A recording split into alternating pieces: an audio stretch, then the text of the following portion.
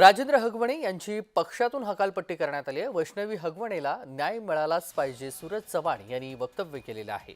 राजेंद्र हगवणे यांची पक्षातून हकालपट्टी करण्याची मागणी सूरज चव्हाण यांनी केलेली आहे।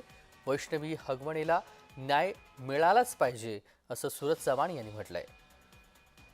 पुण्यातील वैष्णवी हगवणे मृत्यू प्रकरणामध्ये आता राष्ट्रीय महिला आयोग आणि सोबतच राज्य महिला आयोगानं दखल घेतली आहे आणि त्यामध्ये 5 आरोपींपैकी 3 आरोपींना अटक करण्यात आलेली आहे। 2 आरोपी हे फरार आहेत आणि आता पक्षानं देखील बाहेरचा रस्ता राजेंद्र हगवणे यांना दाखवलेला आहे।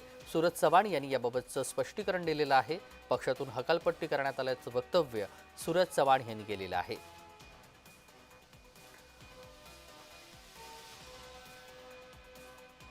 राष्ट्रवादी काँग्रेस पक्षाचे कार्यकर्ते राजेंद्र हगवणे यांची कालच राष्ट्रवादी काँग्रेस पक्षातून सर्व पद किंवा सदस्यत्वातनं त्यांना मुक्त करण्यात आलेले, त्यांची हकालपट्टी करण्यात आलेली आहे। खरं तर त्यांच्या घरात जी घटना घडली आहे ती एक मानवतेला काळिमा फासणारी घटना आहे। याचा राष्ट्रवादी काँग्रेस पक्ष सर्वप्रथम निषेध करते।